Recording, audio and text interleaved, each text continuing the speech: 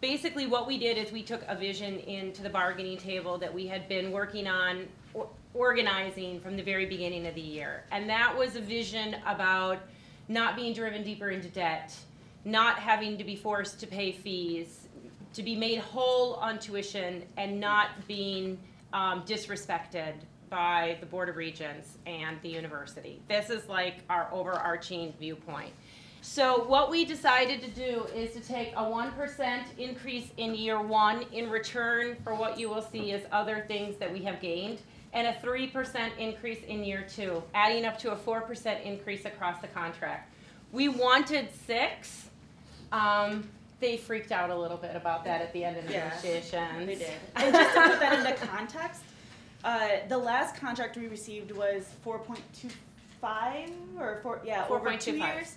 So this is only a little bit less than what we received a couple years ago. But that was all we got in the last contract, and there are other really significant gains that we took in this contract. On health insurance, since we had a lot of other priorities and they weren't trying to gut our health insurance, we decided that what we would try to fight for is the people who have children but no partner, who were paying a crazy amount.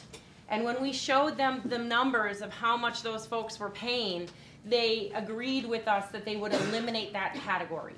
So those folks who were basically being penalized for being single parents are now being rolled into the family category. Okay? So that's not a huge gain for everyone in the bargaining unit, but it's a significant step forward for single parents, which I know is something we're all concerned about. But for like the 3rd or 4th round of negotiations, the universities refused to include transgender care in our insurance package, despite their own insurance person saying the cost would basically be negligible. Same with infertility treatments. So those are things we're also probably going to have to rally around, up until the next contract 2 years from now, if it's going to change, and probably try to do something outside of the bargaining room, because it's pretty shameful, first of all, that we don't have that, or parental leave, and so we have to find ways to make the university, decent, I guess, in that regard. And just to compare us to other universities, we have a very, very strong graduate student contract compared to other graduate unions.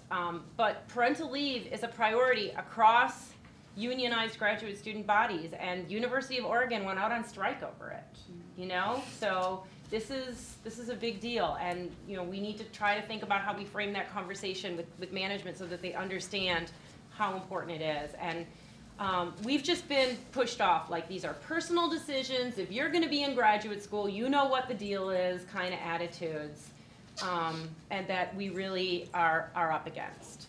This is the human rights clause, and I am going to tell you they tried so hard to destroy the human rights clause.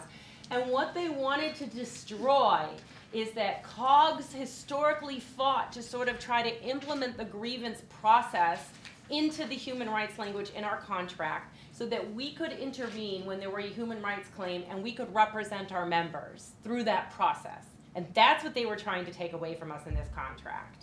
And we fought to save it, and we have kept it in here.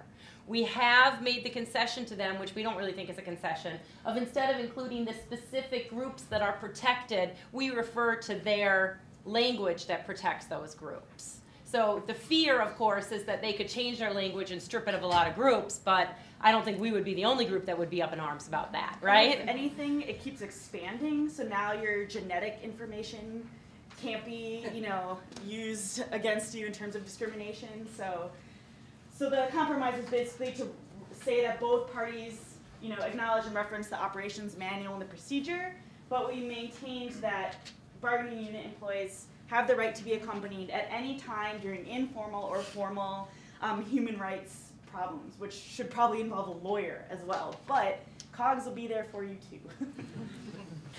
Many of you know that we historically fought for 100% tuition coverage. How many of you are in College of Liberal Arts and Sciences? Okay, so you have gotten 100% tuition coverage. However, at the same time that this agreement was negotiated for the College of Liberal Arts and Sciences language, the dean in the College of Education raised that tuition significantly, even though they knew the language in our contract was this. Which meant that those of us in the College of Education, we have been continuing to pay tuition. And because it's a higher rate, so we had to pay the difference between what you don't pay in the College of Liberal Arts and Sciences. And we felt this was not just an issue for the small number of minority people in the College of Education. It was about the university claimed that they had given us 100% tuition, but in fact they hadn't. They hadn't. So then they came to the table with us and said, you're not going to get 100% fees. You have to go through the same process you went through with tuition. Well, wait a second. You actually didn't finish that process with us with tuition, right? So how are we going to trust you that you're going to go through a process on fees when you haven't finished that process on tuition? And we hammered them on this, and we mobilized on it, and we finally won it. And I have to tell you, I don't think they ever intended to give this to us. I can't tell you how many times Dean Keller, the graduate dean, came to the bargaining table and said, I am not authorized to talk to you about the College of Education. And our response was, go back and get authorized. Yeah.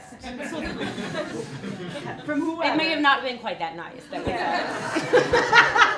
No, it was not that. I'm pretty sure at one point Keller stormed out of the room and didn't make eye contact with anyone for the rest of the day. We upset him a little. Part of that is like people in the College of Ed, thank you for writing letters and calling and mobilizing because that's why we got it.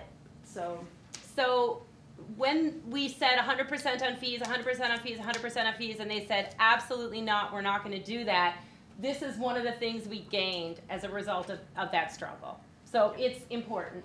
So what did we get on fees? They put forward a proposal largely because we won this legal case in the Public Employee Relations Board, right? How many of you know about this case?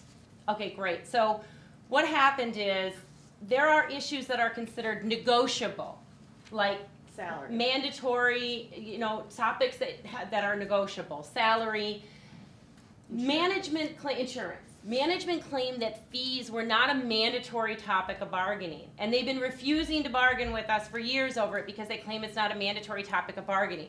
This time they took it a step further and they filed against us in the Public Employee Relations Board saying that it was not a mandatory topic of bargaining, and they lost. So this was a very uncomfortable position for them in which there was a lot of screaming out in the hall was like, just because we lost doesn't mean we have to bargain with them over it. But it kind of did mean that. Kind of did. Only because you rallied, you marched, you protested, you signed petitions. That's why they were forced to do it. Can we tell the petition story? Can we tell them? It's over. We can tell the petition story, right? Okay. How many of you signed the petition? Okay, so 1,100 people signed the petition. Now, the way we set up the petition is that individual emails were sent to two people's email addresses, President Sally Mason and Board of Regents Attorney Tom Evans. Because we're not allowed to contact the Board of Regents directly during negotiations, we can only contact them through their attorney. Well, he's kind of old school. So he doesn't have a secretary, he doesn't know how spam folders work or anything, and he's on the road all the time with his phone, which gets his email, so he got 1,100 individual email messages every time somebody signed that petition. He freaked out. Our message to the politicians, which we're going to continue over the next 2 years, is that fees is just a way for them to scam us on tuition. The politicians in Des Moines are listening to us.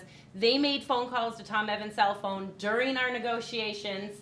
It's great to have that kind of support, but all the politicians in the world wouldn't be able to help us if it wasn't for what all of you have done over fees.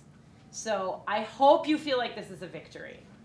I would add that the way that we got tuition to 100% for people who haven't been here that long or don't know the history of bargaining is that it started the same way with small increments at a time.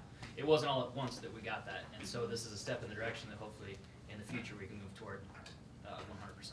Yeah. So we talked about all the things we gained and the thing we lost, but probably just as important as what we stopped them from doing, like Jeanette said about the prorated tuition, we stopped them from putting a cap on the funding we can receive. So if you come in with a BA, like, good luck on that 6th year. That's kind of necessary to complete a PhD. So we stopped that. We also stopped them, what else? Oh, they tried to basically take away every way in which we communicate with each other as a union.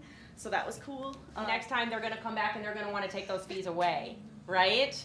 So that's why it's really important that we don't, that the momentum that we've built this year, that we continue that really strong right away over fees. And we're strategizing a lot, and we'd love for you to come and strategize with us at the March meeting about how we can sort of have a political campaign.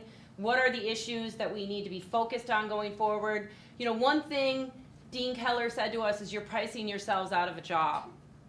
And we heard that as a threat, that they intend to replace us with adjuncts. And in fact, they are replacing us with adjuncts. We're seeing an attrition rate of about 100 members a year.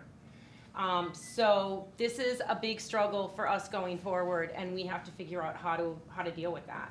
But I have a feeling if we weren't doing all these other things, that we would be at 0 still. Yep. So, We would have gotten so nothing. thank you for helping.